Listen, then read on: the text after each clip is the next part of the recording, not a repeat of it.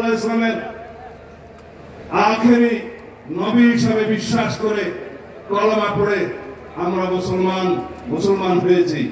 বাংলাদেশের মানুষ হিসাবে আমরা এই দেশের নাগরিক হিসাবে বাংলাদেশি পরিচয়ে বিশ্বাস করি। কিন্তু সারা পৃথিবীতে সমস্ত মুসলমান কৌম मिल्लत इस्लामिया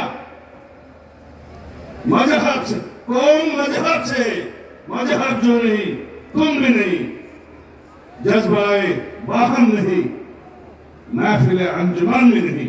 এই হচ্ছে আমাদের শেষ বক্তব্য আল্লামা ইকবালের ভাষায় বলছে, যদি মিল্লাত ইসলামে আমরা একটা থাকি সারা পৃথিবীতে আমাদের শক্তি। আমরা এই কম হিসাবে মুসলমান হিসাবে পৃথিবীতে বিভক্তির কারণে আজকে প্যালেস্টাইন আমাদেরকে হত্যা করছে, গাজাতে নির্মম হত্যাযজ্ঞ চলছে, সারা পৃথিবীর বিভিন্ন জায়গায় আমাদের রোহিঙ্গা ভাইদেরকে হত্যাযজ্ঞে শিকার হতে হচ্ছে শুধু আমাদের দুর্বলতার কারণে। যাই হোক, আপনারা যেটা শুনতে যাচ্ছেন সেটা বলি।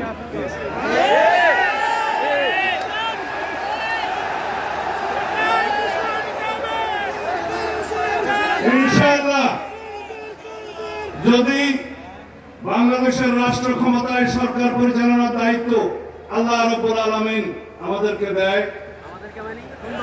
এদেশের জনগণ যদি আমাদেরকে মহব্বত করে দায়িত্ব দেয়, যদি আপনারা সবাই সহযোগিতা করেন, মঞ্চে উপবিষ্ট যারা রাজনৈতিক নেতৃবৃন্দ, পীরে কামেল, হযরত উলামায়ে কেরাম, আমাদের দেশের বুজুর্গানে দিন যারা আমাদেরকে পরিচালিত করেন, সবাই যদি আপনারা সহযোগিতা করেন, একসাথে থাকেন, তাহলে আপনাদের এখানে আজকে যে সমস্ত দাবি দেওয়া আছে, আমরা সকল দাবি দেওয়া এই প্রস্তাবের পক্ষে ইনশাআল্লাহ। কানুনি ব্যবস্থা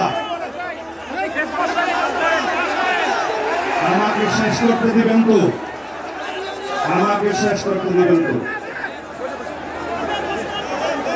কানুনি সকল ব্যবস্থা জাতীয় সংসদে আলাপ আলোচনার মাধ্যমে গ্রহণ করা হবে ইনশাআল্লাহ।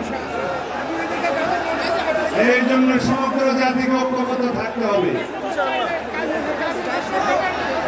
যাই হোক, আপনারা যে ভাষায় আমাকে কথা বলতে বলছেন সেটা আইনের ভাষা না। আইনের ভাষা হচ্ছে এগুলো কার্যকর করার জন্য, এই প্রস্তাব গ্রহণ করার জন্য সবাইকে ঐক্যবদ্ধ থাকতে হবে, জাতীয় সংসদে সবাইকে ঐক্যবদ্ধ থাকতে হবে এবং সারা বাংলাদেশের মুসলমানদেরকে ঐক্যবদ্ধ থাকতে হবে। আমরা ইনশাআল্লাহ আপনাদের এই প্রস্তাব গ্রহণ করব। আমরা কানুনি ব্যবস্থার কথা বলতে চাই। আমি আগেই বলেছি, যারা রাসূলুল্লাহ সাল্লাল্লাহু আলাইহি ওয়াসাল্লামের পক্ষে নয় তারা মুসলমান হতে পারে না। খোদা হাফেজ। বাংলাদেশ জিন্দাবাদ।